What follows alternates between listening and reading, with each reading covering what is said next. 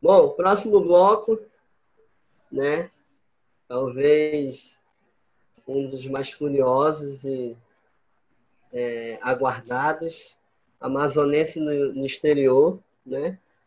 Professor Roberley Assis, né? E os atletas Luiz Henrique e Celino.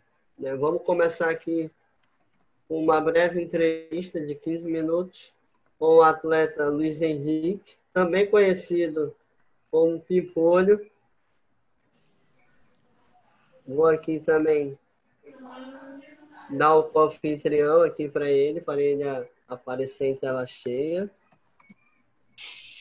E aí todos me confirmam se estão visualizando. Luiz, prefere Luiz ou prefere Pimpolho? Cara, pra ser sincero, pra mim tanto faz, já respondo pelos dois. Desde os meus 7 anos, então, eu até na família, algumas pessoas chamam mais de Luiz, mais de fora mais Pimpolho, então não tem diferença pra mim. Entendi. Como você quiser, meu amigo. Nos lugares por onde você passou, normalmente costumava ser chamado como? Pimpolho. Pimpolho. Então vamos tratá-lo como Pimpolho. Como Fala para você mim, quiser, você quiser. te apresenta aí desde a idade, clube atual, e um pouco da sua carreira para a gente te conhecer melhor. Bom, meu nome é, como o Ciro falou, é Luiz Henrique, mais conhecido como Pimpolho aí. Tenho 25 anos já. Atuei no Brasil até meus 18 para 19 anos.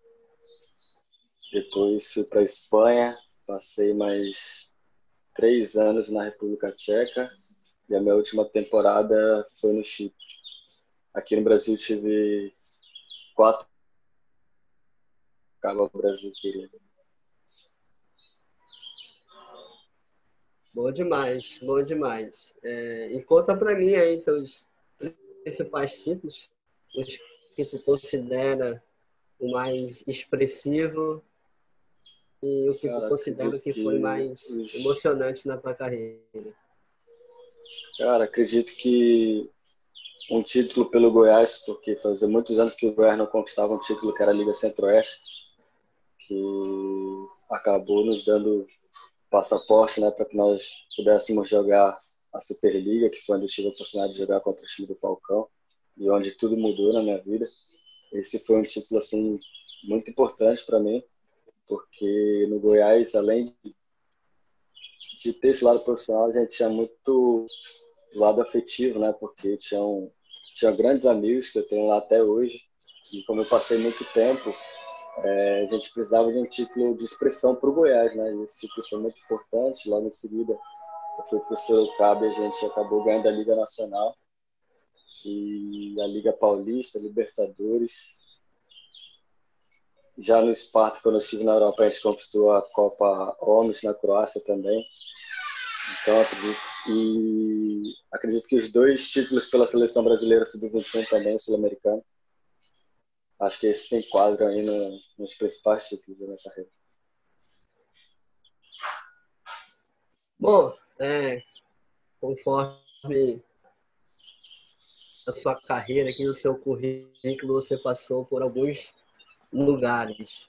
Quais tu considera que tu tiveste mais dificuldade para se adaptar? A questão do ambiente, quais as que tu teve mais facilidade? E acredito que tu não domina a língua nem do Chipre, nem da República Tcheca. Então, compartilhe como é que foi a tua experiência nesses países. Cara, na Espanha, assim, foi mais tranquilo.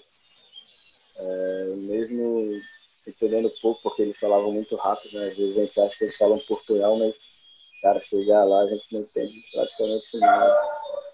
E na República Tcheca, acredito que foi, tanto dentro de quadra quanto fora, foi mais complicado. É um futsal muito forte, assim, fisicamente, né? E a minha característica, por mais que eu seja um jogador que ajude muito na defesa, eu consigo ter uma facilidade de sair bastante para contra-ataque, mas lá eles costumam matar muito contra-ataque e às vezes, como eles são muito fortes fisicamente, os juízes acabam interpretando como uma coisa normal de jogo e realmente eu tive que me adaptar de uma forma melhor, questões de 2 meses, para entender como funcionava melhor o tipo de jogo deles. E a língua nem se fala, mas eu tive a facilidade de me adaptar fora, porque tinha alguns jogadores que já dominavam a língua e que eram brasileiros, né? Então, como eu morava com um brasileiro também, acabou ficando muito fácil. Tinha o Marcelo Madonna também, que atuava lá, que me ajudou bastante, que é um grande amigo.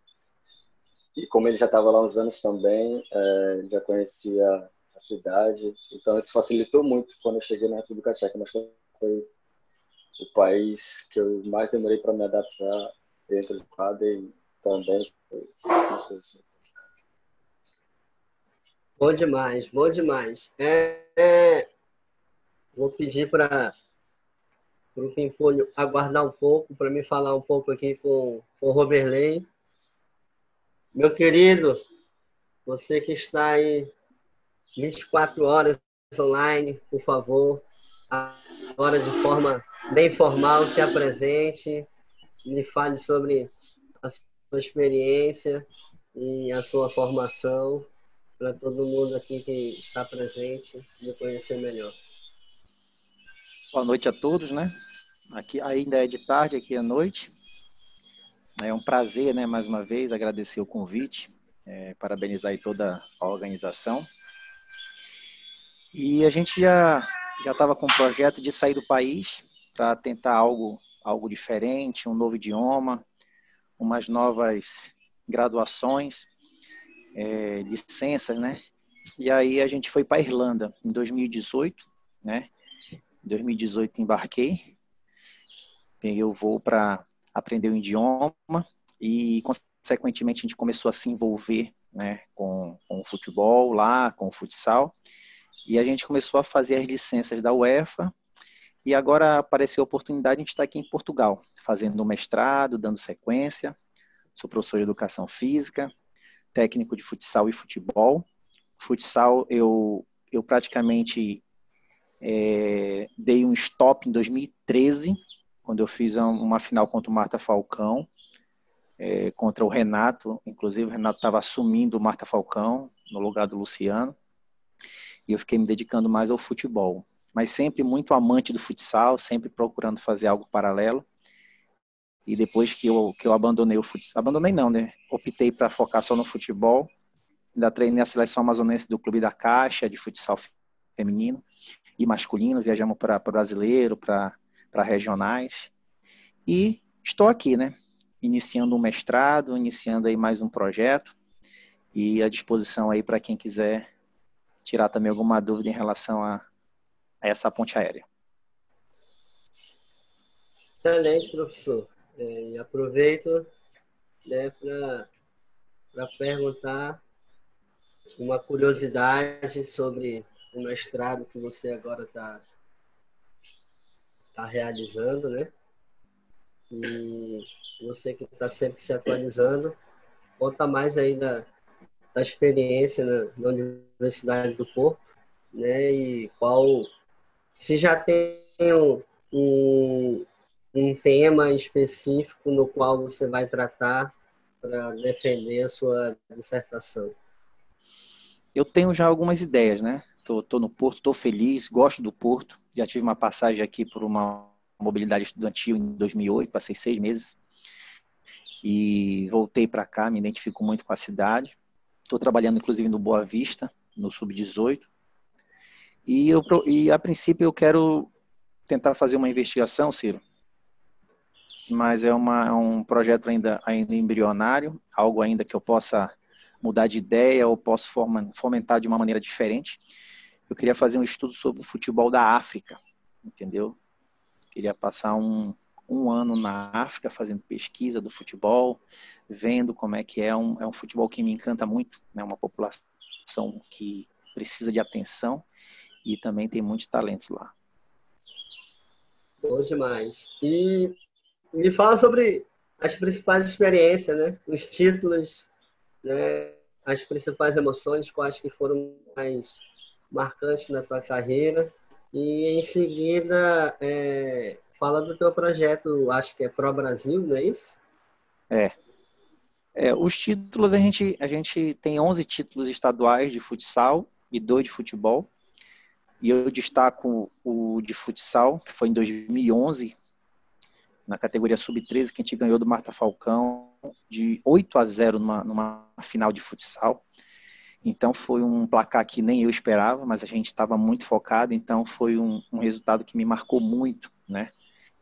E a gente guarda toda a pré-temporada, todo o elenco montado, toda vez que a gente coroa com algum título, a gente passa um filme, né, de como começou, como foi montado, como foi a pré-eleção, como foi a pré-temporada, até fechar com o título, a gente começa a montar um filme e ver que foi de uma maneira muito correta.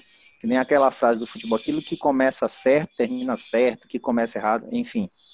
E a gente foi, depois do futsal que a gente desenvolveu lá na Irlanda, a gente começou no Dublin City, eu era técnico de um time da 2ª divisão da Liga Nacional. A gente ficou em 2º lugar na temporada 2018-2019, e aí a gente conseguiu subir o time para a 1ª divisão. Aí no 2019, 2020 eu já não fechei com eles, eu já fechei com o Pro Brasil. Foi um projeto que iniciou com amigos lá, um projeto sério que hoje tem academias lá na Irlanda, do estilo brasileiro de ensinar. E a gente entrou nessa competição do Pro Brasil também no futsal, na temporada 2018-2019, na Liga Nacional.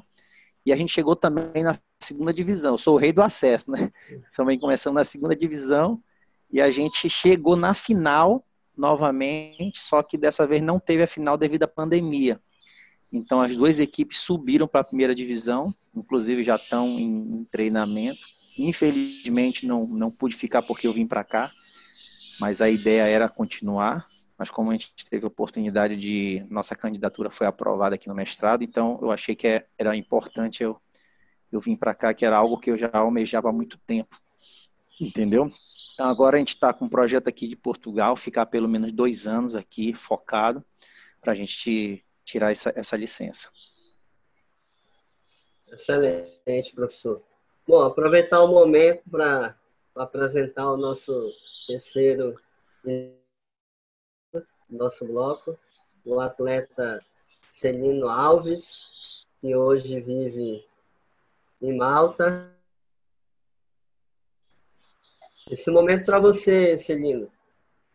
Se apresente, fale um pouco sobre você. Para quem ainda não lhe conhece, eu espero que possa lhe conhecer melhor. Boa noite a todos, ou boa tarde, né, como falou o professor Robelei, que aqui já é 10 horas da noite. Meu nome é Celino Alves, jogador de futsal, há 13 anos já na Europa, joguei 7 temporadas na Espanha e 6 agora aqui em Malta. E é isso, comecei nas categorias de base do Marta Falcão, depois passei pelo ABC e tive uma passagem de futebol de campo também pelo Nacional e desde então estou aqui na Europa. Bom demais. E conta para mim também como é que foi as experiências na Espanha, né, em Malta, e obviamente você jogou também aqui no Brasil, e destacar, né, as principais diferenças que tu considera em todos esses locais que tu jogou e já passou. Então, a minha experiência na Espanha, para mim, foi uma das mais diferentes que eu já tive em toda a minha vida, né? Porque quando eu jogava em Manaus, eu era muito destaque na minha época e quando eu cheguei na Espanha, o futsal é totalmente diferente do que é jogado em Manaus, entendeu?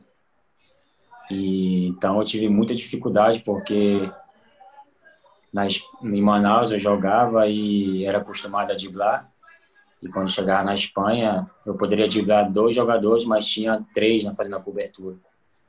Então, para mim foi um pouco difícil no início, mas graças a Deus eu tive o treinador na época era brasileiro e tinha 3 brasileiros também.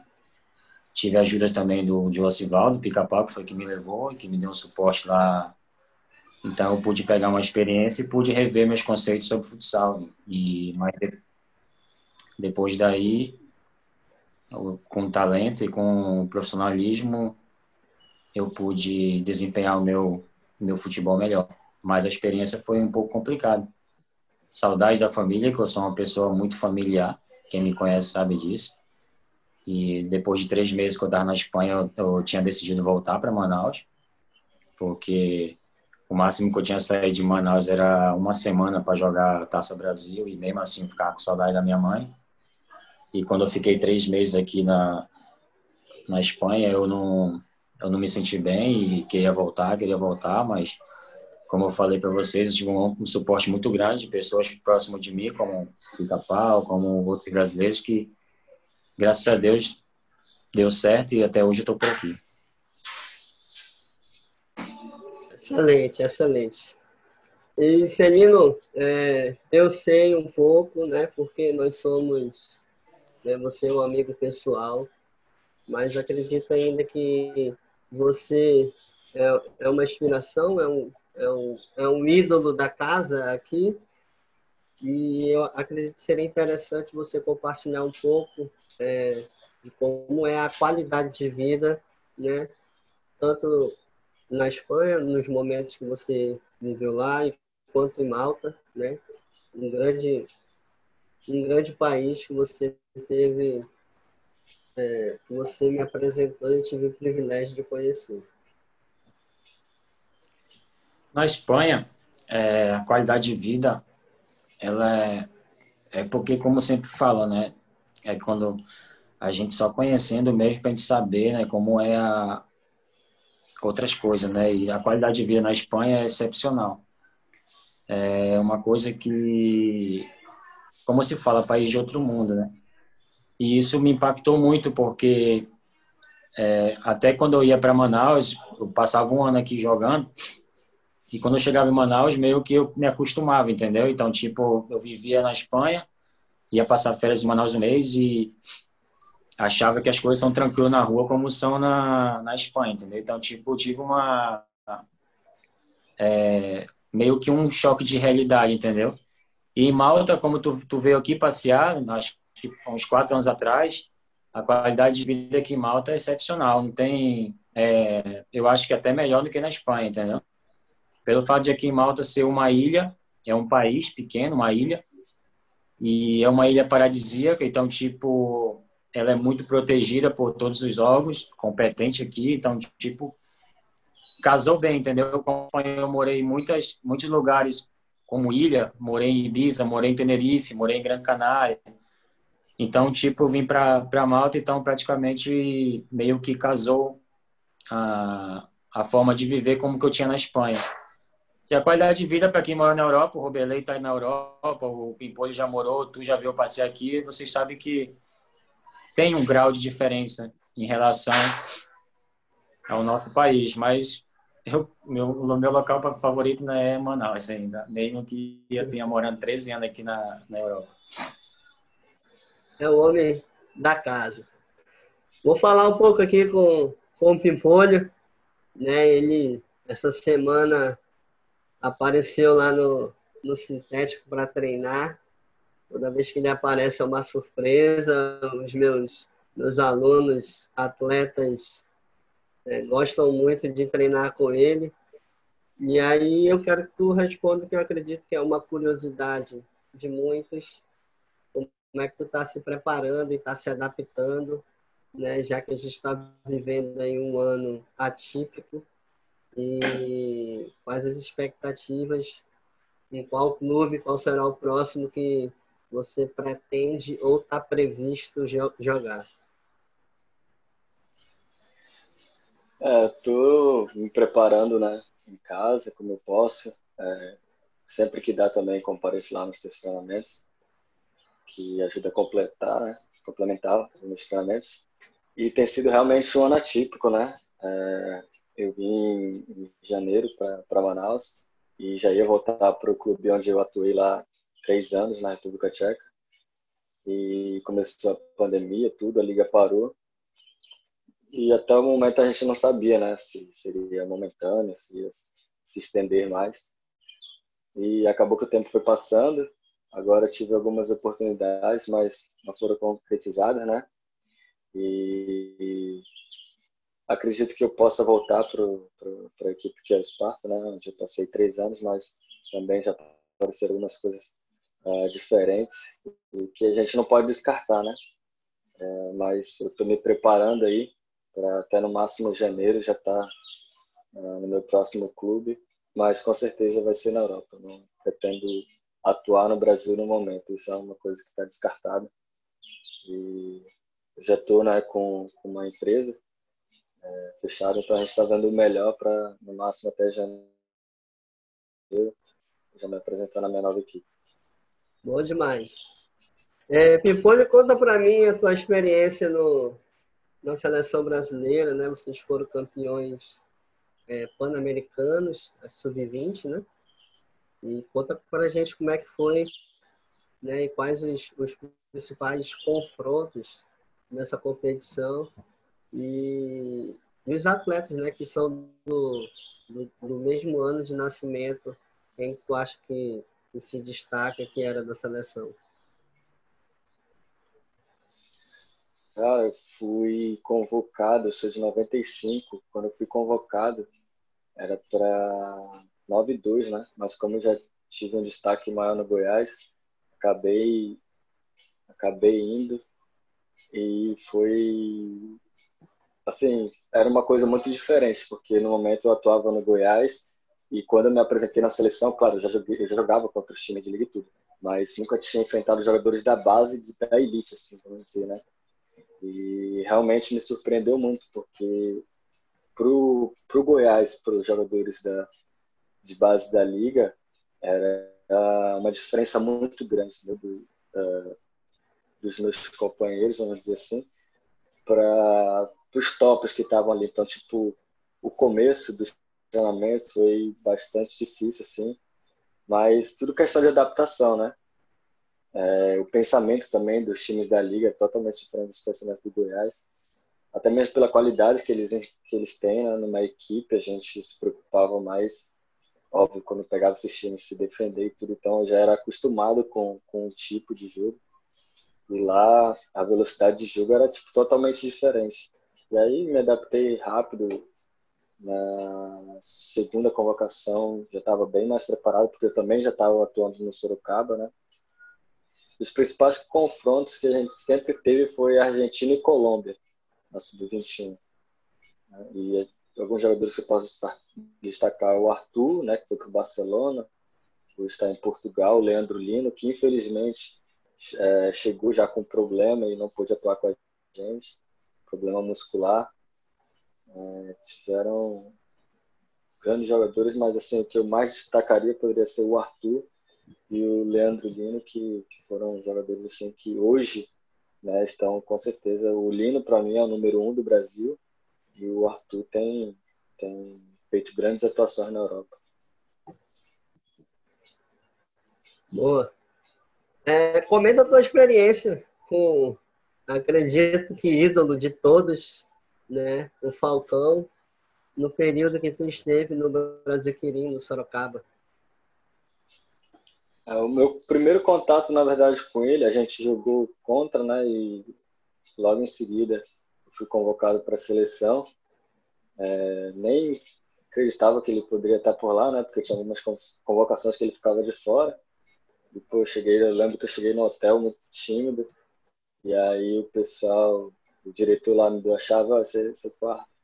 Cara, um hotel que eu nunca tinha ficado na vida, não sabia nem como colocava lá na chave, tentava abrir, e a porta não abriu, já tava ficando irritado, do nada a porta abre, os caras me colocaram no quarto com o Falcão, quase desmaiei, mano.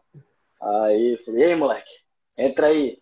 Beleza, entrei no quarto, e cara, tipo assim, sempre foi o meu maior ídolo, né, o maior jogador da história, e ali um moleque começando ainda.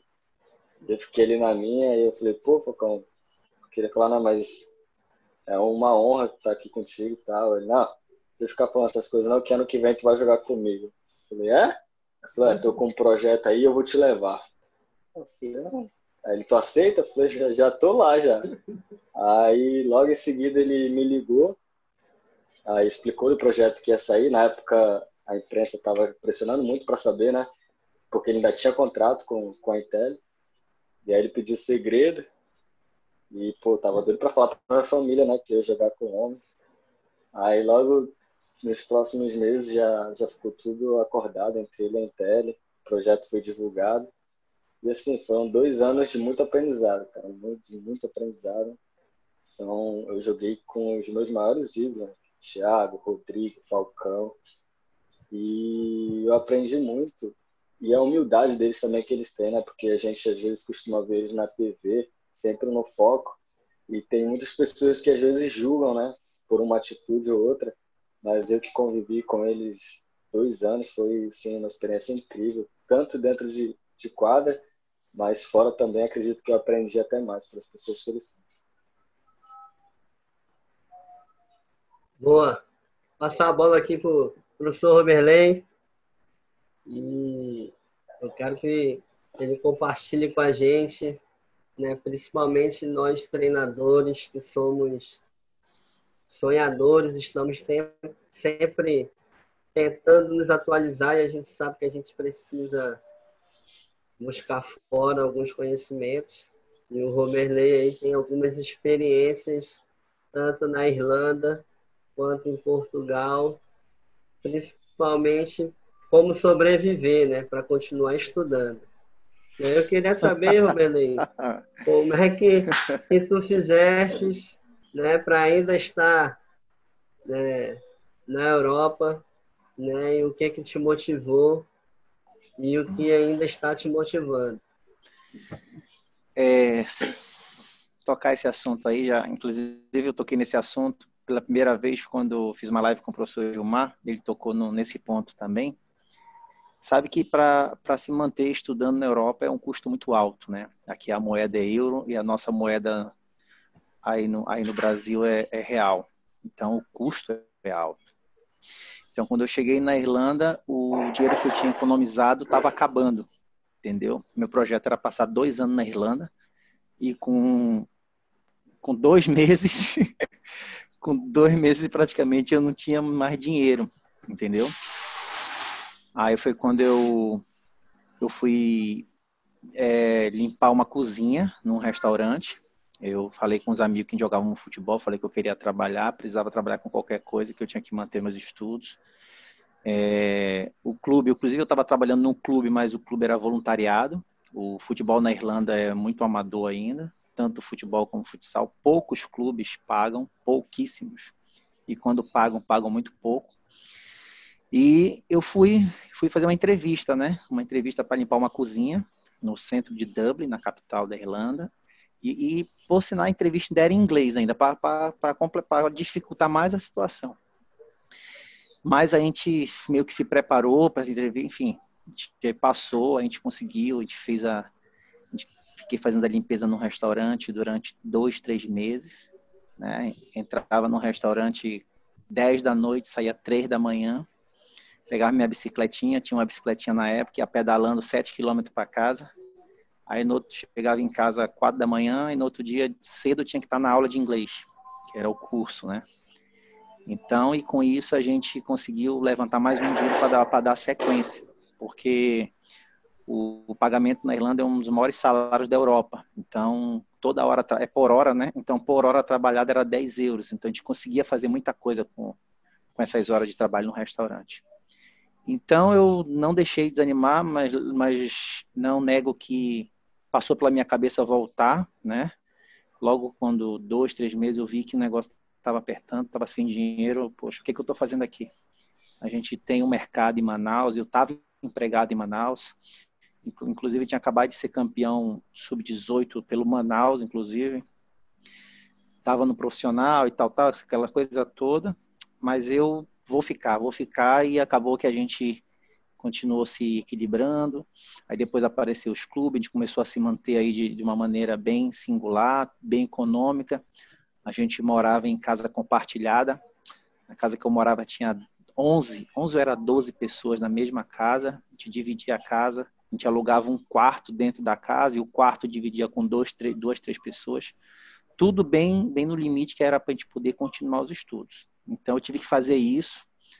Graças a Deus valeu muito a pena. E quem quiser fazer, quem quiser um conselho em relação a isso também, a gente dá algumas consultorias em relação a isso, pessoas que me procuram, que quer ir para a Irlanda, quer também. Eu já dou todos os canais de fazer os cursos, de aprender inglês. A pessoa tem que vir para cá com a mente aberta para tentar fazer outros trabalhos, para se manter. E eu acho de grande validade, de grande crescimento. Cresci muito, amadureci muito, né, com essa vivência aqui na Irlanda e valeu muito a pena. Bom demais. Comenta para mim como é que você se adaptou aí nesse período de pandemia, né? É praticamente a mesma pergunta que eu fiz para o Pimpolho. Como é que foi essa adaptação, né? E continuar focado aí nos seus objetivos e como continuou trabalhando. A pandemia ela veio, parou todos os treinos, inclusive a gente estava na final da competição, não teve a final. A pandemia a gente tinha que fazer dinheiro, a gente tinha que sobreviver, a gente tinha que estar aqui pagando as contas, porque o aluguel vinha todo mês, entendeu? Apesar das aulas ser online, mas a gente tinha um custo. O aluguel aqui, no caso na Irlanda, é muito caro. Então a gente começou a fazer delivery, entendeu? Porque quem podia trabalhar era delivery, Uber Eats, iFood, essas coisas todas.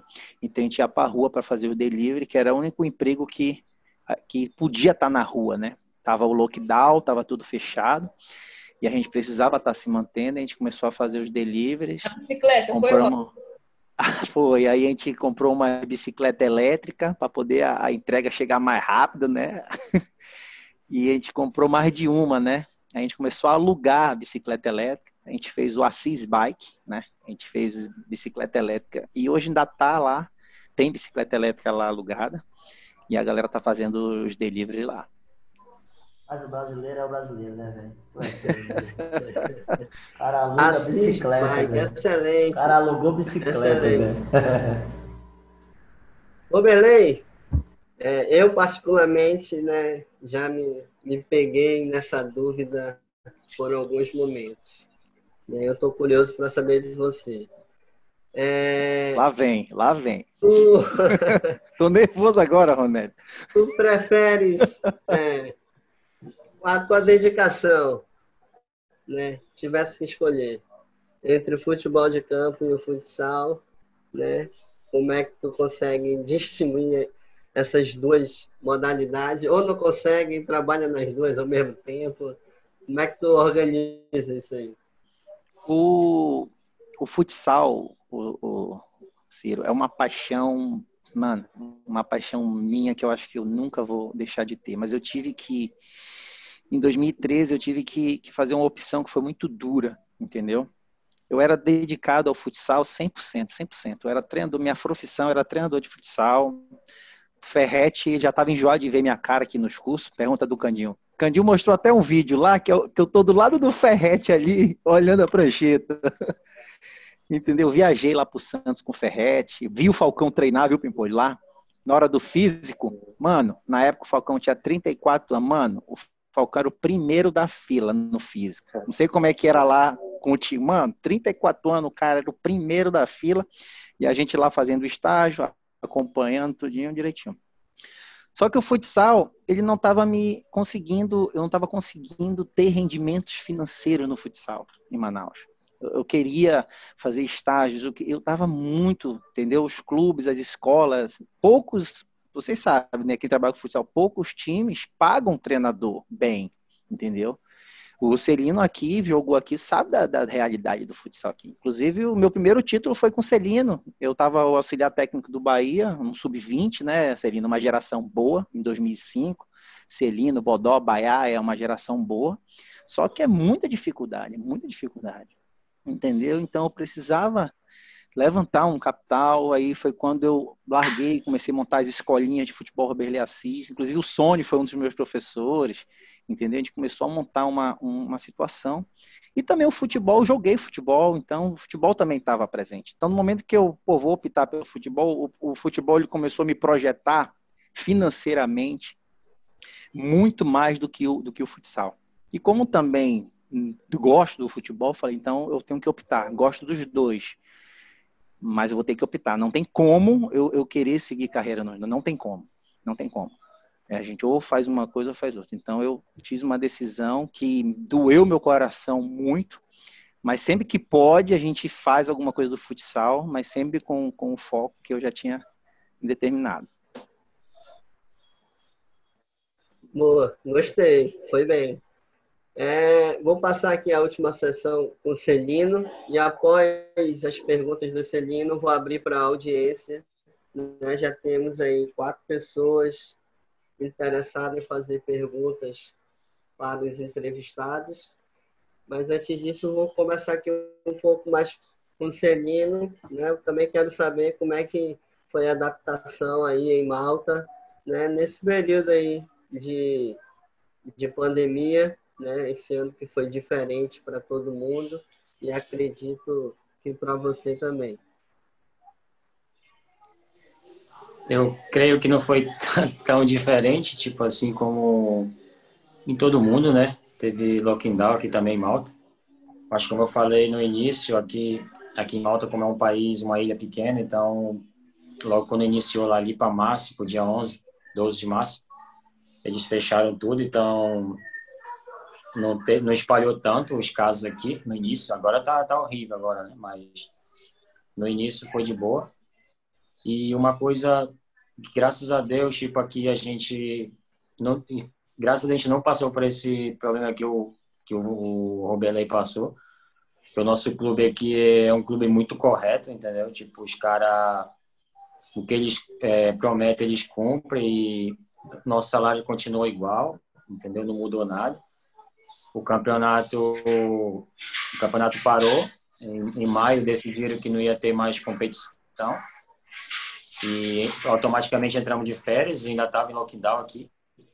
Mas só que como a gente ia voltar a treinar em julho, dia 15 de julho, acho que a gente voltava a treinar, a gente teria o mês de junho e metade de junho a gente negociou, entendeu, com o presidente. Então a gente mesmo negociou, então cada um recebemos 50% do salário. E depois começamos a treinar de novo em julho, voltou tudo normal, todo mundo com seus salários e tal. Graças a Deus foi tudo, não foi uma coisa que afetou muito assim a gente. Mas claro, a vida foi complicada porque parou escola, parou tudo, então não podia sair de casa, então, como aconteceu no mundo inteiro. Mas graças a Deus, em termos de financeiro, graças a Deus a equipe cumpriu com todos os acordos que tinha e não tivemos nenhum problema. Boa. Celino, compartilha com a gente a experiência de jogar contra o Ricardinho, de poder também compartilhar diálogos e conhecimento com ele. Fala do homem pra gente e como é que é jogar. E só recapitulando aí o que o Roberley falou, bons tempos aqui lá do ABC. Olha, eu tô há 13 anos aqui na Europa, tive muitos bons momentos já, entendeu? Ultimamente, meus últimos 3 anos foi um ano muito abençoado mesmo, recebendo título de melhor jogador e tudo. Mas aqueles anos ali do ABC, 2005, 2006, é o que eu mais levo na memória. Que era como o nosso começo, todo mundo tinha um sonho ali de ser jogador, todo mundo queria almejar algo diferente, e era um grupo unido, entendeu? E todo mundo se ajudava.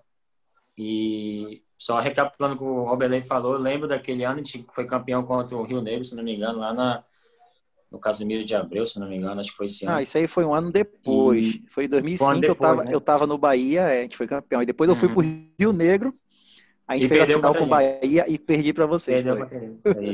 Isso.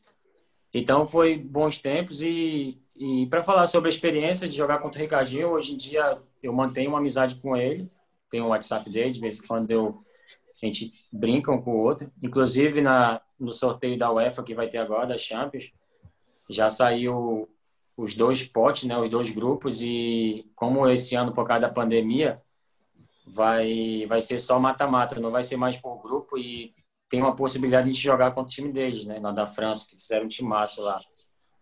E tô só esperando para ver se vai confirmar ou não, para me falar para ele que português não entra aqui em Malta, né, que tá na lista negra.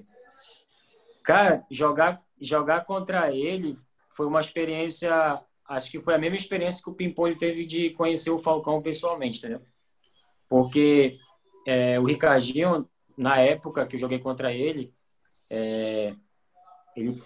era o primeiro ano dele no Inter Movistar, e ele era o cara, como sempre foi, né?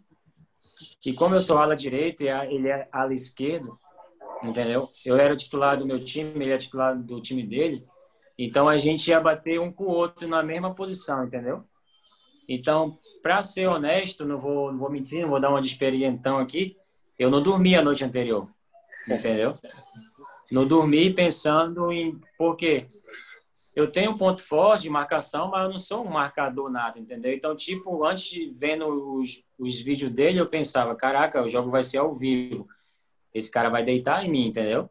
Então, tipo, na noite anterior, eu não dormi, entendeu? Mas depois chegou na hora do jogo, foi quem é jogador, quem já jogou, sabe como é que é. Aquele nervosismo diante, na hora do jogo, é tudo tranquilo e deu para marcar bem. E hoje em dia eu mantenho uma amizade com ele. Inclusive, ele mandou uma camisa para mim do Inter Movistar. Tenho até hoje guardado aqui comigo. É um cara super humilde, como o Pimpolho falou sobre o Falcão, sobre os caras de nome. É incrível que esses caras desse nível são mais humildes do que os caras que não chegaram a lugar nenhum, entendeu? Os caras, tipo, te tratam como pessoa, entendeu? Não te olham de cima para baixo, mesmo tendo o nome que eles têm, entendeu? Os caras, mesmo sabendo quem tu é, não finge que não sabe quem tu é, entendeu? Os caras te cumprimentam, os caras mantêm contato. Às vezes acontece uma pergunta, como é que tá tudo ok, precisa de ajuda. Então, tipo, eu me surpreendi ainda mais, entendeu? De conhecer caras assim, porque além de eles terem um nome muito grande no futebol, eles são pessoas de coração sensacional, entendeu? E humildes.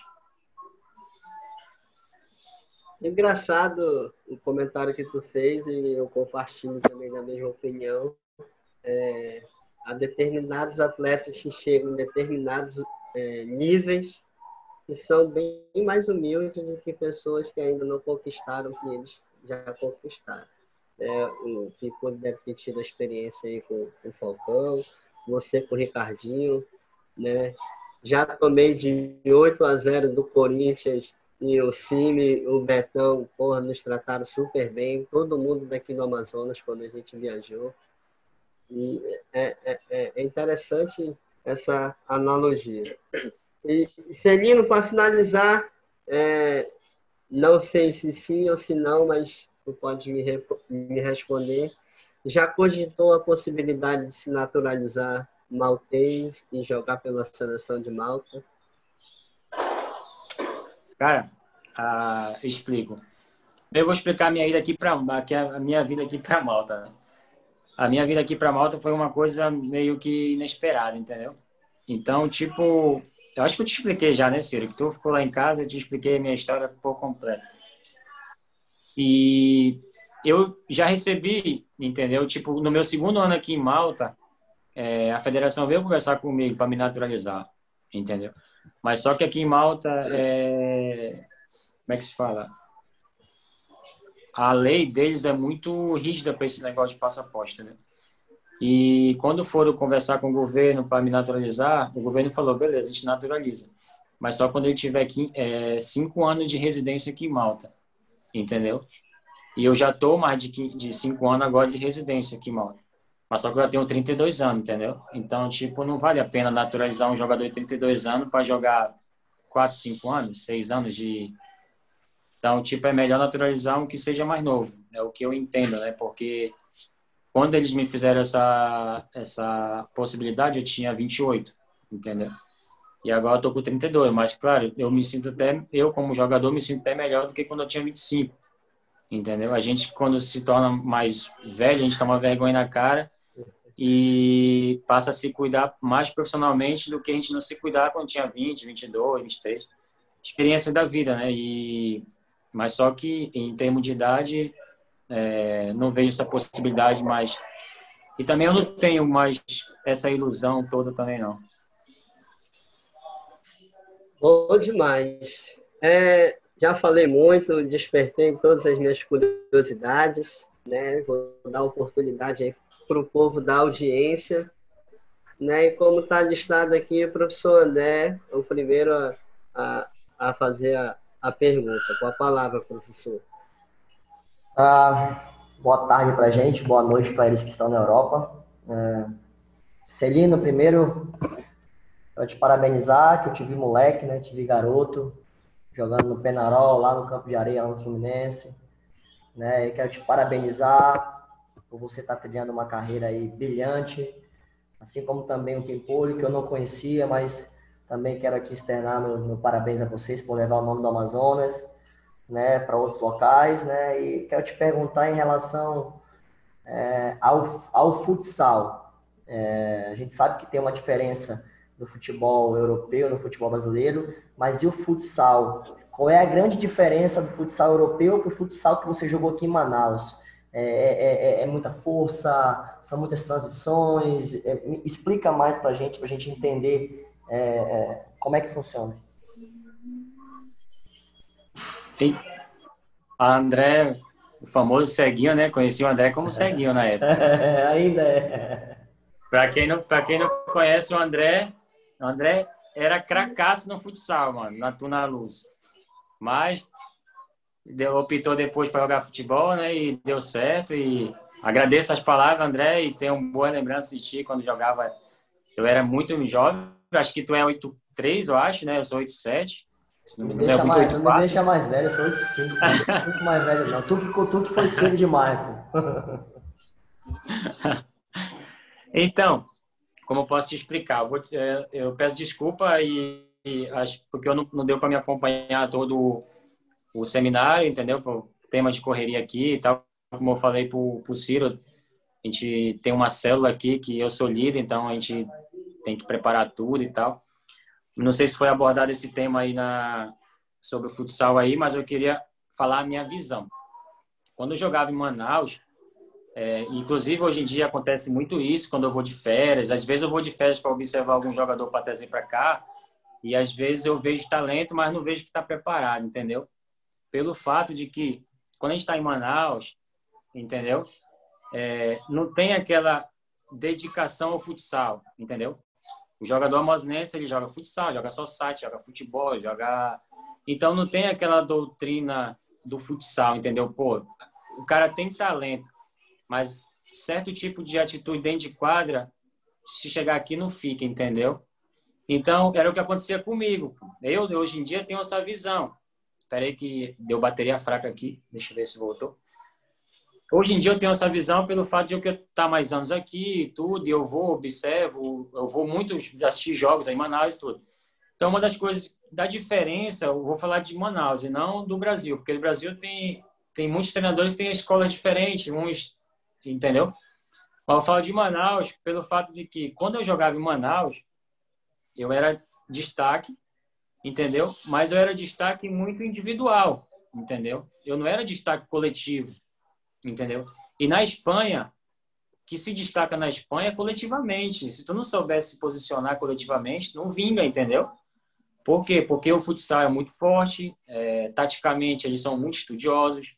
Então, se tem algum jogador talentoso no outro lado, o adversário sabe como deter esse jogo, entendeu? Então, só caras como o Ricardinho, o Falcão, que conseguem se sobressair individualmente. Mas os outros que são normal, entendeu? De um mundo normal, não conseguem. Então, a minha dificuldade maior foi essa. Porque quando eu cheguei na Espanha, eu pensava que eu tinha que pegar na bola lá atrás, entendeu? E sair driblando. E na Espanha, a primeira coisa que é proibido, jogador de último driblar. Se tu driblar, mano, tu vai direto pro banco. entendeu? O jogo de último tem que tocar e buscar uma paralela ou diagonal. Driblar é nos últimos 10 metros para frente se tu tiver 1 contra 1. Entendeu? Claro que tem exceções, como eu falo. Jogadores como o Ricardinho, jogadores como desse Lozano, como esse nível, os caras têm exceções. Então, essa foi a minha dificuldade maior. Porque eu chegava lá, dava a bola em mim, eu driblava um, mas, pô, o goleiro fazia a cobertura no meio da quadra, entendeu? Eu não entendia isso, porque em Manaus eu driblava um, driblava dois, fazia uma tabela e o goleiro ficava dentro da trave. Então, a minha maior dificuldade foi isso, em termos de raciocinar, entendeu? Que, peraí, eu parei, entendeu? Não, com esse jogo aqui não dá, então eu tenho que usar meu... E graças a Deus eu tive um treinador que era brasileiro, toda de manhã ele me levava sozinho para a quadra, ele falava, tu tem muita qualidade de passe, tu tem muita visão de jogo, entendeu? E também tu tem um contra um, tu tem bem, mas de momento para te pegar o ritmo, tenta usar mais tua qualidade de passe e tua visão de jogo, porque o individualismo aqui vai sobressair, mas em certas zonas que eu não vou te ensinar agora, eu vou te ensinar mais para frente. E depois de 3 meses treinando com ele, entendeu? Aí eu pude aprender, pude ver outro nível de futsal. Então, quando eu vou para Manaus, eu acabo vendo isso, entendeu? Eu acabo vendo que tem muito talento, muita gente talentosa, muito. Mas se torna um futebol jogado na quadra, entendeu? Tomada de decisões erradas, né? Em momentos errados do jogo. Isso. Beleza. Obrigado. Boa, Celino. Acho que o principal mensagem é essa. Tem muito talento, mas ainda não estão preparados. Inclusive, só complementar, inclusive um ano eu tentei trazer o Pimpolho para cá, não sei se ele lembra, acho que foi em 2018. E eu fui para Manaus, eu fui observar algum jogador, eu até conversei com, não vou citar nome, entendeu? Aí a posição que eu tava precisando para vir para cá era tipo ala, como eu, entendeu? E eu vi muitos jogadores bons aí em Manaus, bons, entendeu? Bons, mas que em termos de se chegar aqui, hoje em dia as pessoas não têm mais paciência, entendeu? Como tinha antigamente, que antigamente não tinha como fazer DVD, não tinha como fazer vídeo, não tinha como isso. Hoje em dia, tu vai indicar alguém, entendeu? A pessoa já pergunta bem assim, cadê o currículo? Jogou em que liga? Jogou nisso, jogou aquilo, beleza. Se não tem isso, a pessoa vai pedir vídeo, entendeu? Então, se não tiver vídeo de um jogo completo, no escuro já não vem, entendeu? Então, para trazer um jogador no escuro que não está preparado, então eu preferia não trazer, entendeu? Por quê? Porque eu via que tinha muitos jogadores talentosos, e realmente tem, porque eu fui assistir muitos jogos, fui assistir jogos lá no Campeonato do São Francisco. Eu não jogo mais, entendeu? Pelo fato de que quando eu era moleque que eu jogava, então os pessoal queriam se amostrar, só queria me bater, entendeu? Então, tipo, hoje em dia eu tenho uma cabeça já mais... Então, tipo, eu prefiro só observar. Mas, como eu falei no início, eu peço desculpa por não ter participado do seminário, não sei que temas foi abordado, mas a minha visão que eu tenho, eu não estou certo, não sei se estou errado, não sei, mas é essa visão que eu tenho com a experiência que eu tive, que eu continuo tendo aqui ainda, né? O jogador tem muito talento e pouco conceito de futsal aqui, essa é a verdade. Matheus. E não é pelo fato de não ter profissionais adaptados. Tem, entendeu? Tem muitos profissionais adaptados, como o Robelei falou. O Robelei vai fazer estágio com os caras melhores treinadores que tem no Brasil. Certeza por Sony também, o professor Iranildo, Careca, que foi nosso... e tem muitos que buscam conhecimento e sabem muito, entendeu? O problema é a doutrina e a nossa... como é que se fala? Me esqueci a palavra agora. A nossa forma de ver o futsal, nós jogadores, nós ter consciência de que, peraí, eu tenho que, se eu quero almejar alguma coisa, eu tenho que melhorar aspecto tal. Então, eu vou pro professor Robelei, professor, o que o senhor acha que eu tenho que melhorar? Porque eu estou jogando ali na quadra ali, entendeu? E tal, vou jogar uma Taça Brasil, certo? Eu posso sair de Manaus para jogar essas coisas, entendeu? Os próprios jogadores têm que sentir isso. Bom, Matheus, com você agora a palavra, próxima pergunta. Beleza. Eu vou até reformular minha pergunta, porque em parte eu acho que o Celino respondeu, que eu penso que para o futsal amazonense é um grande desafio a gente ter equipes hoje com atletas que transitam entre campo de barro, campo de grama, futsal. né? E é difícil dar continuidade a um trabalho com essa generalização tanto do jogar, né? Eu acho um pouco complicado, mas eu acho que eu fui atendido já pelo que o Celino colocou aí. E aí eu vou mudar minha pergunta, que aí eu acho que cabe para os três, que eu vi isso muito presente na fala de cada um, e que é o que eu vivencio quando eu trabalho com dois atletas venezuelanos atualmente, né? Uma que trabalha com a Ronélia e outro que é do triatlon. E uma das coisas mais interessantes que mais me chama a atenção e que eu vejo poucos psicólogos falando sobre isso é o quanto é desafiador a gente trabalhar com borbulhamento de emoções que é ir para outro país. Saudade, medo, insegurança, vontade de voltar para casa, vontade de desistir. E meu trabalho com um desses atletas tem sido no sentido de encontrar qual é a base disso tudo para se permanecer num país tão estranho, né? Onde a alimentação é diferente, onde quando alguma coisa dá errado a gente não tem a quem recorrer geralmente. E a minha pergunta é, onde é que foi que vocês encontraram essa base para seguir e ir à frente de fato? Vou pedir para o Pimpolho responder primeiro e depois o Roberley. E aí, se der tempo, o Celino. Cara, eu saí daqui com 13 anos de Manaus. Assim, eu tinha aquele sonho e tudo, mas quando eu saí daqui, na verdade, eu saí muito empolgado. Eu saí muito empolgado, aí fui no aeroporto.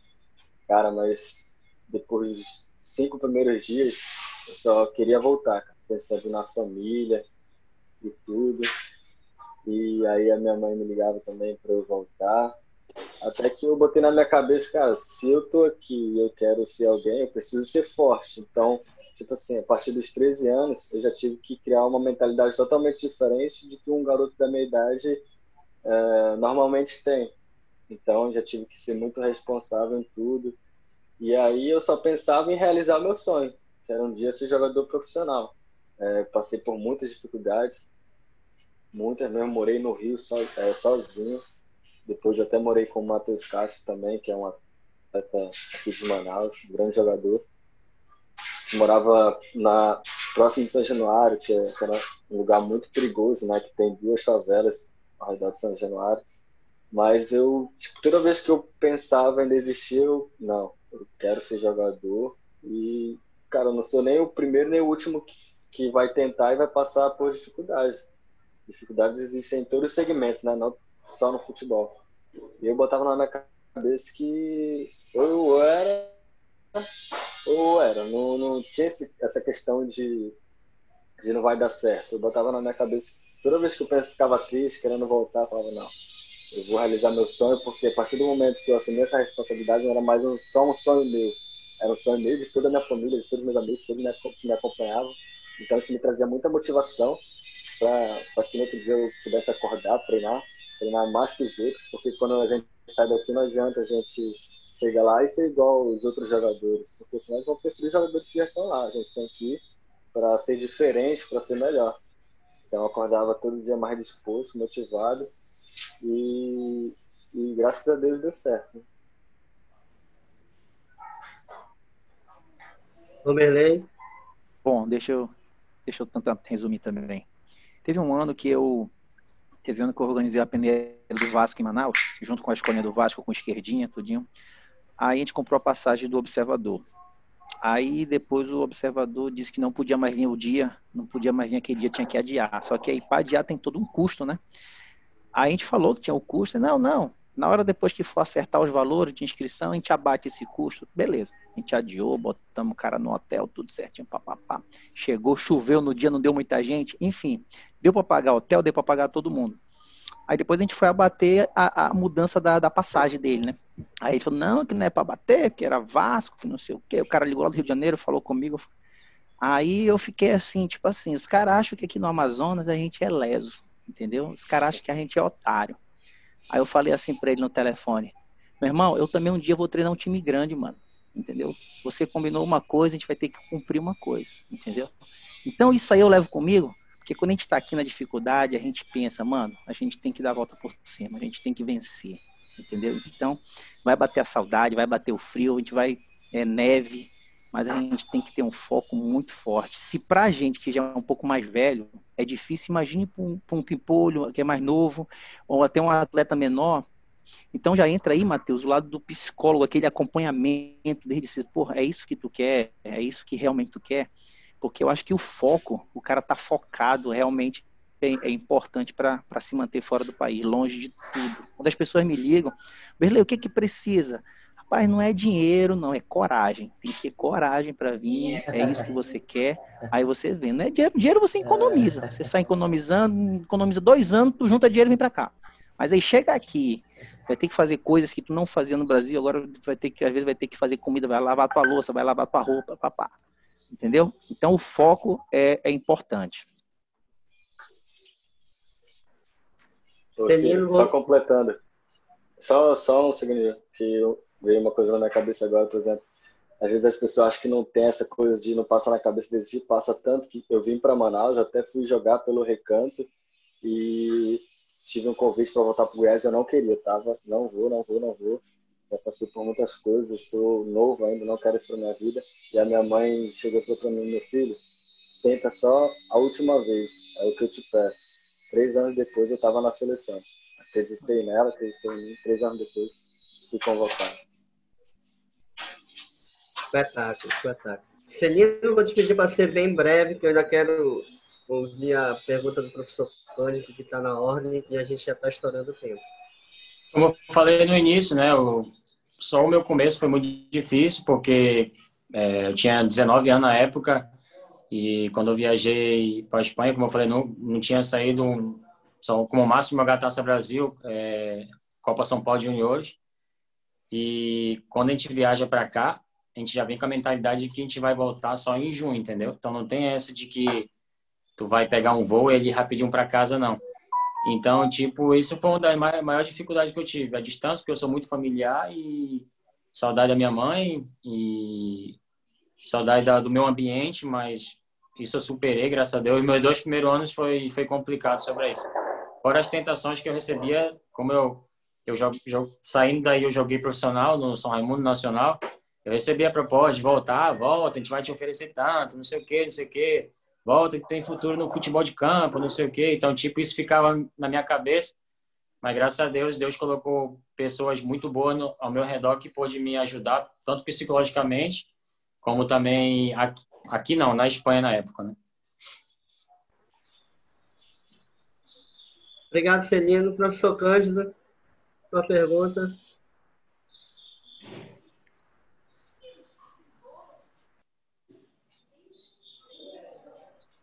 Ainda não desligou o áudio. Tem que ligar o microfone. Isso, agora sim. Tá ok? Tá ok. Tá legal. Gente, a maioria das perguntas, eu até falei que nem o Matheus fez. Troquei um pouco a minha pergunta, porque a gente está sempre querendo saber essas questões de vivência, né? Que serve como exemplo. Então, deixa eu só colocar uma frase que eu coloco muito aqui, inclusive no meu vídeo que eu tinha feito com vídeo diário. Sonhos são gratuitos, mas conquistá-los tem preço. Se todos os meninos que têm potencial tivessem sonhos, com certeza eles venceriam todas as dificuldades muito mais fácil. Primeiro, que não são preparados para isso. Segundo, que eles têm desejos apenas. E desejos, no primeiro obstáculo, o cara já sai, já foi. Eu considero para vocês, Cândido Jucá, Candinho, Dinho, como me conhece, não sei, eu saí de Manaus em 93, já fui para o município, desiludido com o futebol, porque minha praia é futebol, e eu não sei se eu lembro muito vago do Celino, eu lembro dele, pimpolho só mais pelos vídeos e matérias, mas eu vou falar uma coisa para vocês. A história de vocês já dá um exemplo em um filme, dos 3 que estão aí. O Marcelo trabalhou comigo futebol de campo no Nacional em 88, 89, depois de umas porradas com o Edinho que a gente teve, que era meu rival, o Edinho Negreiros, era o papão, né? Não sei se alguém lembra aí ainda do tempo. E ele voltou pro futsal e se deu bem, graças a Deus. Mas no futebol ele era o cara também, ele ligou para mim antes. Mas eu não sei que dificuldade ele teve, né? A gente conversa sempre, mas nunca eu conversei com ele sobre dificuldades, como o Roberley está tendo. E o Celino falando aí, comigo foi mais fácil, não teve tanta dificuldade. Geralmente para jogador é mais fácil ele se ter um pouco de apoio. O treinador é que tem que ralar mais, viu, Roberley? Treinador é que o jogador já vem para jogar, né? E vai ver o treinador vai naquela ânsia de querer, tá? Então tem uma história. Eu confesso aos senhores que eu fico bastante feliz em saber dessa história de vida, porque eu estou gravando nesse momento, assim, embora a Joana vai colocar isso lá no YouTube depois, mas eu já estou gravando aqui, porque cada história dessa eu vou editar e vou mostrar para meus alunos. Olha aí, o que vocês estão vendo aí? Porque eu comprei uma passagem, presta atenção, eu falei de manhã do Corinthians, que são amigos humildes pra caramba, como os meninos falaram, o pessoal que estão numa situação, são humildes, eu vejo o pessoal que nós temos esse problema entre professores e alguns treinadores, de vaidade, de achar que sabe tudo, começando. Eu estou com 61, faz 62 e não acho que não sei quase nada, entendeu? E lá os caras, professor, quando é que o senhor vai me trazer um jogador de Manaus aí? Eu peguei, vi um garoto bom de qualidade, investi um mês nele, academia, alimentação, médico. 2 semanas de viajar, o garoto se apaixona. Ele só tinha desejo. Eu perdi minha passagem, Ronélio. Eu fui com a empresa tentar voltar e fiquei tão decepcionado que eu disse que nunca mais ia fazer isso. Por quê? É como o Celino falou. Eu acho que o próprio Pimpolho também. E o Roberley deve saber também, com certeza, estão aí fora. Mas primeira coisa que eles pediram para mim, o cara tem que estar, pelo menos, corresponder um pouco do nosso sistema de jogo. Jogar entre linhas, fazer uma falsa, jogar não sei o quê, aquelas coisas todas que eu conheço também. E o jogador não sabe. Ele sabe, como eu falei de manhã, joga o toque e sai. Toca, sai, toca, sai, toca, sai, como diz o Ferretti, todo mundo toca e sai.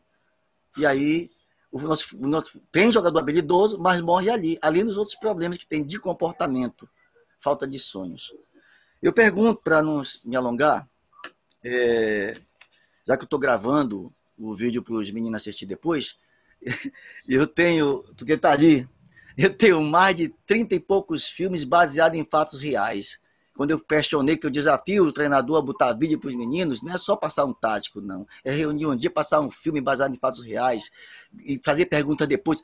É por isso que eu cheguei, olha, eu não tinha nem visibilidade. Agradeço ao Ivanildo, meu ex-aluno e atleta, que deu, bora viajar com o Recanto comigo? Bora. Tá? Eu fui. Por quê? Ele ficou impressionado vendo a minha equipe jogar. O Celino assistiu, segundo o da Federação, Sidiniz, aquela decisão do Metropolitano, Roberley. Ele falou, o Celino está vendo o jogo. Não sei se ele confirma isso. Em 2013, Celino, tinha um jogo nosso do Juvenil Sub-17, estava pela Amazon Sat. Ele disse que você tinha mandado um alô lá, que estava no jogo. Tá? Eu acompanho sempre. Exatamente, tá? E a gente sabe que a gente fez um trabalho diferenciado com os meninos, porque eu adaptava todo o sistema, tanto europeu como... Agora, cá para nós, como disse a Ronélia, nós não vamos imitar os caras, que é outra realidade. Né? Eu também reconheço isso. Mas adaptei ao meu trabalho. E aí os meninos já foram resultado. Eu tinha certeza que aquele garoto ia ficar no Corinthians. Eu tinha certeza absoluta, porque ele estava no padrão do Corinthians, que ele entende qual é o meu. Mas, infelizmente, ele se apaixonou. E aí veio um problema, né? Eu queria que você dissesse, eu coloquei aqui mudei, um conselho para os meninos, todos 3, né, que estão aí, Pimpolho que é mais novo, não sei se eu tenho cara de novo, né? Só tá. Mas, assim, os meninos que ainda têm sonhos, que atrapalham aqui a distância, não é futuro, todo mundo coloca na cabeça dele que não é futuro, ele tem um potencial, tá? O que vocês diriam para esse menino? Que tipo de atitudes, que eu sei que são negativas a maioria dos garotos no juvenil, mas se tem algum no infantil começando com 13 anos aqui comigo, no caso, tem meninos, tá? O que vocês dariam de conselho para esses garotos, baseado no que vocês já falaram aí, e eu quero que eles estejam assistindo o vídeo, porque eu vou editar e vou mostrá-los. Bom, Roberley, por favor, responde primeiro, seja breve. Planejamento. Na sequência, o Pimpolho e na sequência o Celino para finalizar, tá, gente? uma coisa que o Tarcísio falou, uma coisa que eu sigo muito é planejamento. Né? A pessoa quer ser treinador, tem que ter um planejamento. Quer ser jogador, tem que ter um planejamento. Quer ser professor de educação física, qual o caminho? Entrar na faculdade? Tá. Antes da faculdade, entrar no cursinho? Tá. Entendeu? Tudo é planejamento. O atleta que quer ser jogador, ele tem que se planejar para ser jogador. Ele tem que dormir cedo, ele tem que ter uma boa alimentação. Exatamente.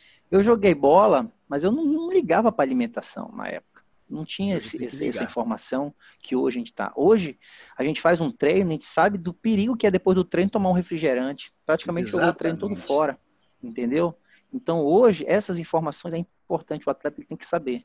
E também a gente tem que colocar responsabilidade para o atleta. O atleta ele tem que querer mais do que a gente. Às vezes a gente quer mais do que o atleta. Entendeu? O cara também tem que querer. A gente tem que dar a ferramenta para ele. Porra, você quer? Então tá, é assim, assim, assim. A gente não, eu aprendi que às vezes a gente queria muito, a gente apostava muito naquele jogador, mas o cara não queria mais que a gente. Tem que ser o inverso. Ele tem que querer mais que a gente. Aí a gente vai acompanhando ele. E Poli? Eu acho que, em uma outra palavra, né, que encaixaria também, é o foco. Você tem que ter foco em tudo que você faz. Não adianta você querer ser e você não trabalhar para isso. Como o professor disse aí. O que adianta, você nem pode falar a palavra, mas que adianta ter os pés de ouro e ter uma cabeça de bagre, vamos dizer assim. Isso aí não muda nada, cara. Isso aí não muda nada. Você vê, tem grandes jogadores que falam que não corriam, que não faziam isso, não faziam aquilo. Isso é o que eles falam, mas às vezes a realidade é totalmente diferente. Porque não adianta o professor te mostrar os caminhos e você querer pegar um atalho. O atalho não existe. Você tem que trabalhar, você tem que ter um foco em tudo que você faz. E o único que vai fazer o seu sonho se tornar realidade é você mesmo. Você vai ter pessoas que vão te auxiliar, mas você é o principal responsável para tornar tudo realidade. Beleza, bem respondido. Parabéns. Celino? Legal. Eu vou... Quanto tempo eu tenho aí, Ciro? Que eu falo pra caramba, eu te falei, né? Eu sou evangélico, né? Muita gente sabe. Então, eu acredito muito nas promessas de Deus na vida de cada um da gente. Com certeza. E eu também, quando eu vim para a Espanha, eu me apaixonei também, professor. Eu me apaixonei e quando eu voltei para Manaus, inclusive a minha namorada da época é minha esposa, entendeu? E a gente teve uma relação, eu vou contar isso aqui para ficar como experiência. E ela queria que eu ficasse. Eu falei que não, eu tenho que voltar para a Espanha, porque além de ser meu sonho, além de ser meu objetivo, eu sinto muita falta de todo mundo. Mas eu tenho certeza que futuramente eu vou dar uma vida melhor para você e para os nossos filhos quando a gente estiver. E hoje em dia, 13 anos depois, entendeu? A gente mora junto aqui, eu, minha esposa e a minha filha, entendeu? Então, acho que a gente tem que se colocar no centro da vontade de Deus, entendeu? E ir em busca disso. Porque, como eu falei, a gente quando está em Manaus, a gente quer as coisas muito fácil, entendeu? Porque eu jogo num time na TV Amazonas que me dá um tênis e R$50 a mais do que um time que me dá lá no São Francisco. Então, a pessoa nunca tem compromisso com um professor e com um clube. Então, nunca se identifica com ninguém, entendeu?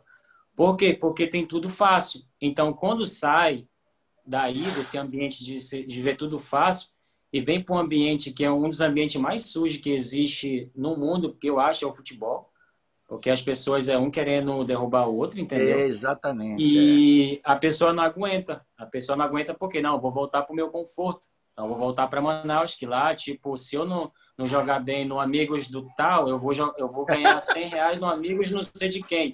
Entendeu?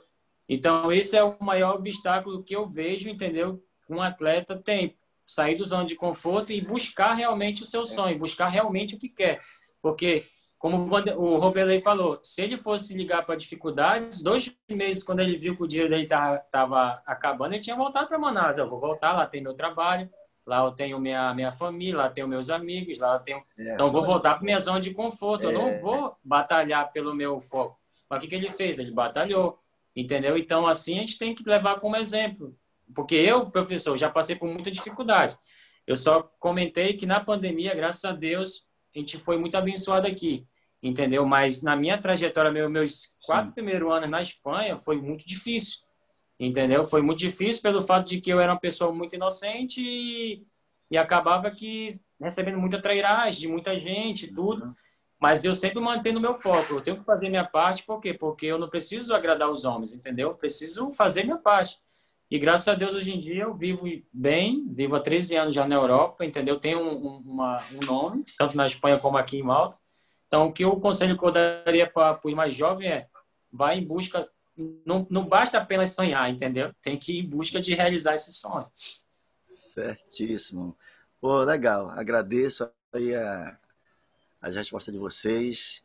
Com certeza a garotada vai gostar. E é bom. É uma agulha no palheiro, né? A gente colocar atletas, a gente tem sonhos e... Aí no interior, o Roberley falou de manhã, como é que você conseguiu? Eu vou mostrar minhas bolas para vocês aí que eu estou treinando hoje, tudo sem capa, tudo. Quem me ajuda é o pessoal de Manaus, meus ex-atletas estão formados hoje.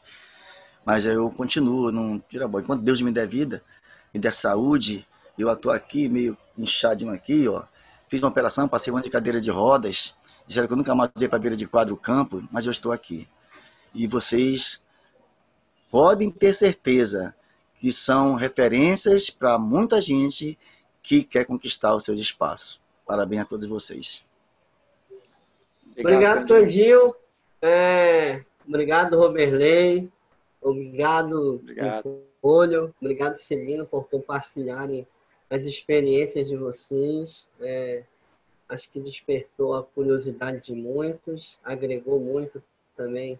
E quando estiver disponível no YouTube, pode mostrar aí para os nossos futuros atletas e futuros treinadores, né, que manter o foco, se ser determinado, a gente consegue chegar lá. Eu de coração quero agradecer a todos, né? Estamos chegando aí nos instantes finais do nosso seminário. Realmente eu estou impactado, de coração, eu fui surpreendido. Nós tivemos mais de 250 inscrições, né? Ontem a audiência foi muito boa, hoje não caiu também. E a qualidade, né, dos palestrantes, incrível, cada um abordando um tema diferente, né, e compartilhando conhecimento. Né? O melhor disso tudo é sempre se manter disponível, né, ser simples e comunicativo com todos, e que a gente vai crescer junto, né, que nós vamos crescer juntos, né, e espero que no próximo seja presencial, né, e que a gente consiga aí fazer um próximo evento maior do que esse. Acredito que a Ronélia vai querer que vocês liguem a câmera, as câmeras aí, os professores que ainda não ligaram, para a gente fazer aí o print e a foto final. E eu vou passar a palavra para a professora Ronélia, que eu também tenho o desejo de parabenizá-la, né, pela idealização do projeto. E agradecer ao professor Matheus, professor André, que fizeram parte da organização, foram fiéis. Nós discutimos muitas coisas, chegamos em consensos, e eu acredito que a gente fez aí, pode não ser um excelente, mas acredito que um bom trabalho. O evento, na minha opinião, foi grande e foi satisfatório. Ciro, Ronélia, André e Matheus, parabéns, tá? Curti muito esse seminário, tá certo? Foi algo que é muito valioso, a gente sabe da importância, talvez muitos até não saibam da importância desse momento, poxa, de estar vendo vocês, de estar escutando Careca, estar escutando Tarci, pô, não tem preço que pague, né, Candinho? Não tem preço que pague, entendeu? Acho que, tipo assim, a gente olhou a audiência, fica entre 20, 40, mano, isso aqui é um tesouro que pouca gente está valorizando. Isso aqui era para estar, ó, entendeu? Uma coisa que o Tarcísio falou também, isso aqui é nível de Brasil, entendeu? Isso aqui é uma coisa grandiosa, entendeu? Aprendi muito, de diversos temas, aprendi muito. tirei meus 2 dias para curtir o seminário e vocês estão de parabéns e eu estou muito grato. Roberley, para complementar aí a questão da audiência, vai estar disponível no YouTube. Cabe a nós compartilhar. Exatamente. Bom, vamos fechar isso aqui. E, de novo, quero agradecer demais aí ao Ciro, ao André e ao Matheus, que foram as pessoas que me ajudaram a fazer isso. Falei lá no início que ninguém faz nada sozinho. E eu acredito que está na hora de a gente começar a quebrar algumas barreiras. Ao Luiz Henrique Pimpolho e Celino, o Celino, já tirei uma foto com ele. O Pimpolho ainda nunca... Na verdade, os dois nunca conversei, então só conversa. Mas queria dizer uma coisa importante.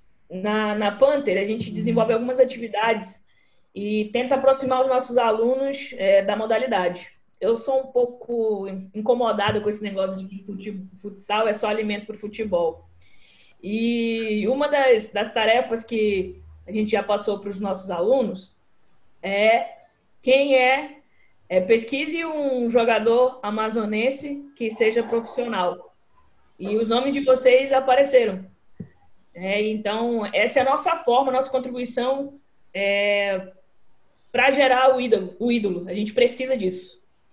E eu não sei o quanto vocês carregam essa responsabilidade, mas ela para que as nossas crianças, para que os menores tenham vontade e saibam que é possível, a gente precisa ensiná-los a sonhar. Professores, atletas, enfim.